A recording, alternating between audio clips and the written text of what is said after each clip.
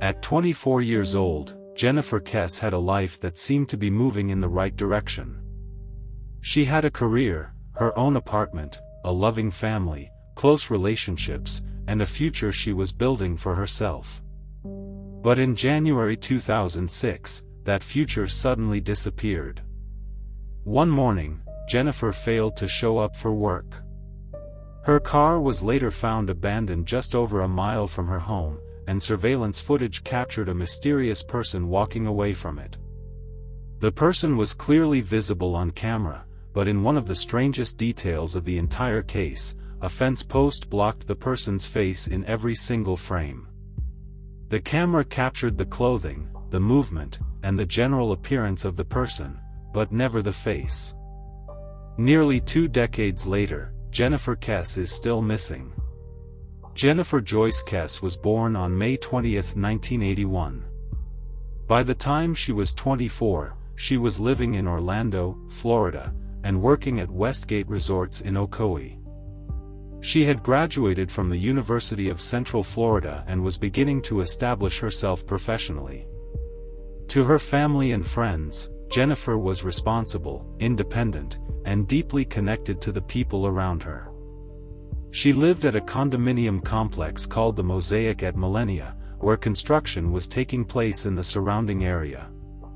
According to accounts from her family, Jennifer had expressed discomfort about some of the workers around the property, although there was no confirmed indication that she believed she was in immediate danger. A few days before she disappeared, Jennifer had been on vacation in St. Croix with her boyfriend, Rob.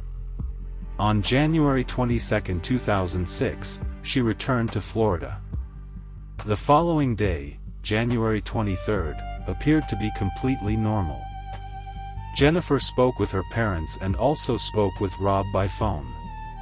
According to accounts from her family, she sounded happy and normal during those conversations. Nothing suggested that anything was wrong, and nothing indicated that those conversations would be among the last anyone would ever have with her. The call with Rob ended at around 10 p.m.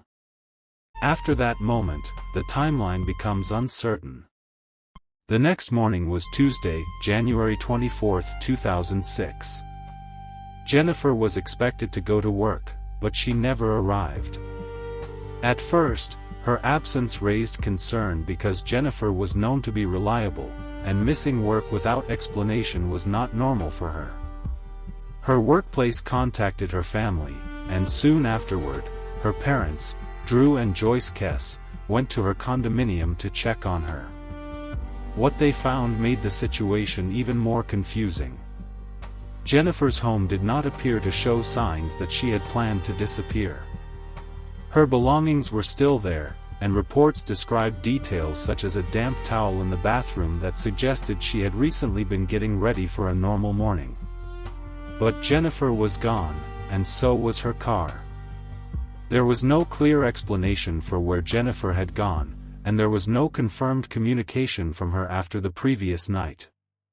Investigators began examining her home, her vehicle, her relationships, her workplace, and the area around her condominium. But the case did not immediately reveal a clear answer. Then, 2 days later, Jennifer's car was found at another condominium complex called Huntington on the Green, approximately 1 mile from her home. The discovery immediately raised a crucial question. Someone had driven Jennifer's car away from her condominium, but who had done it, and why had the vehicle been left there? Surveillance footage from the complex provided investigators with a possible answer. The video showed Jennifer's Chevrolet Malibu arriving at the parking area. A person appeared to remain inside the vehicle for approximately half a minute before stepping out and walking away. That moment became one of the most important pieces of evidence in the entire investigation because the person seen walking away may have been the last individual connected to Jennifer's car.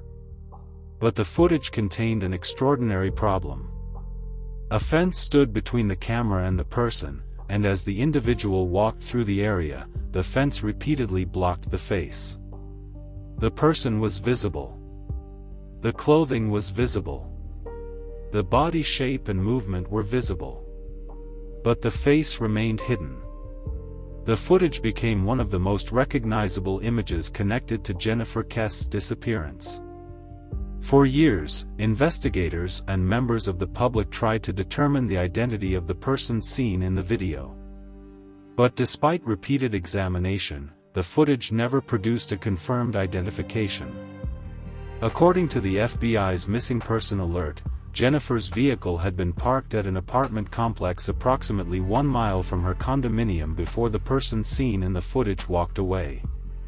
Jennifer's personal belongings, including her phones, keys, purse, driver's license, and iPod, were reported missing. The car had not been abandoned hundreds of miles away. It had been left relatively close to Jennifer's home, creating even more questions about what may have happened. The location of the car has led to different interpretations, but no publicly confirmed explanation exists for why the vehicle was left where it was found. Perhaps someone was trying to move the car away from the original location. Perhaps the person simply wanted to leave the area. Or perhaps the location was connected to something investigators still do not understand. These possibilities remain theories, and none of them has been proven. The construction activity around Jennifer's condominium also became an important part of the investigation. At the time, workers were present in the area, and some workers were reportedly staying in unfinished or vacant units. Jennifer had reportedly expressed concerns about unwanted attention from workers, and because of this, investigators examined people connected to the construction activity. The possibility that someone in or around the complex may have encountered Jennifer became one of the most discussed theories in the case. However, no particular construction worker has been publicly proven to be responsible for Jennifer's disappearance. Over the years, numerous theories have been discussed in the media and online. Some focus on people connected to Jennifer's condominium, while others focus on individuals from her personal life. Some theories are based on evidence, while others are based largely on speculation. Despite years of investigation, no publicly confirmed suspect has been proven responsible for what happened to Jennifer. And Jennifer herself was never found. One of the most frustrating aspects of the case is the absence of a confirmed crime scene. There was no confirmed eyewitness account of Jennifer being abducted, no confirmed sighting of her after she disappeared, and no definitive explanation for where she went. No body was ever recovered. The case became a mystery built around a narrow window of time. At some point after Jennifer's final known phone conversation on the night of January 23 and before her car was found on January 26, something happened. Exactly what happened during that time remains unknown. But Jennifer's family never stopped searching for answers. Drew and Joyce Kesse spent years trying to keep their daughter's case in the public eye. They worked with investigators, private investigators, and members of the public, following leads and examining possibilities while continuing to search for Jennifer. The family also became increasingly frustrated with the investigation and eventually fought for access to the case files.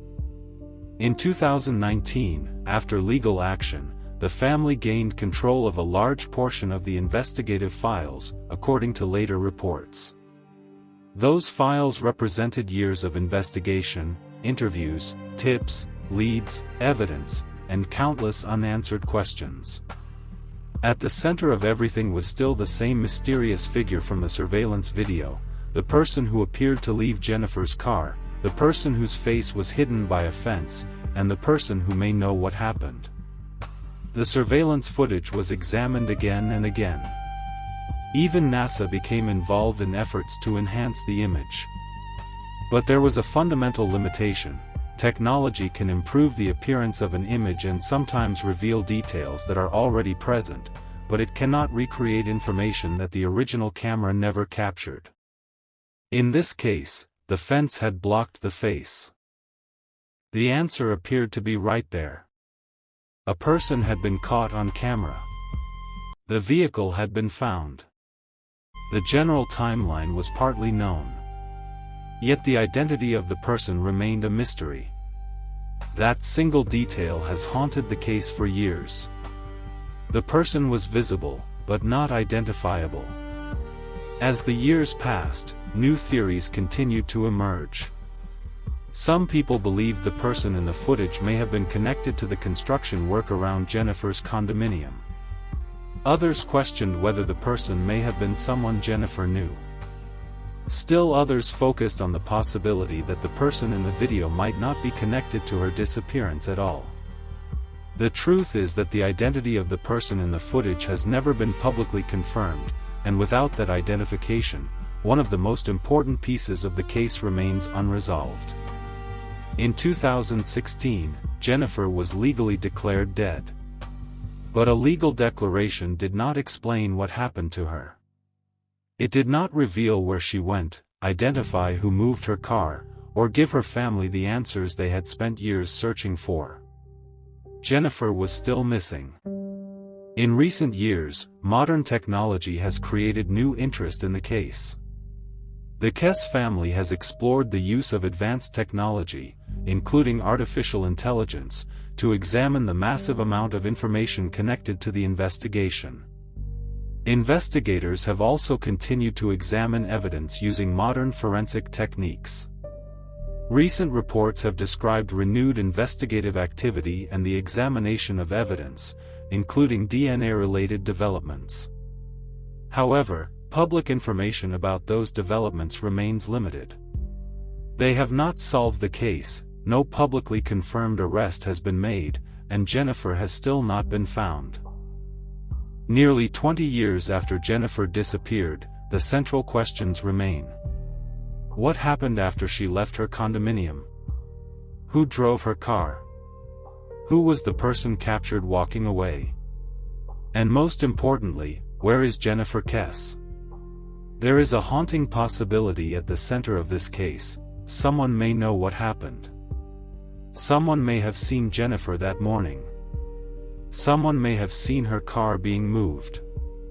Someone may know who the person in the surveillance footage was. But after all these years, those answers have never emerged. Jennifer Kesse was only 24 years old when she disappeared. She was not just a name in a missing person case. She was a daughter, a sister, a friend, and a young woman building a life and planning a future. And then, without explanation, she vanished. Her car was found. A mysterious person was captured on camera. But the most important answers remain hidden. A car. A short drive. A surveillance camera. A person walking away. And a face hidden behind a fence. For nearly 2 decades, Jennifer's family has continued searching for the truth. The person in that video has never been publicly identified. Jennifer has never been found. And until those questions are finally answered, the disappearance of Jennifer Kesse remains one of America's most haunting unsolved mysteries.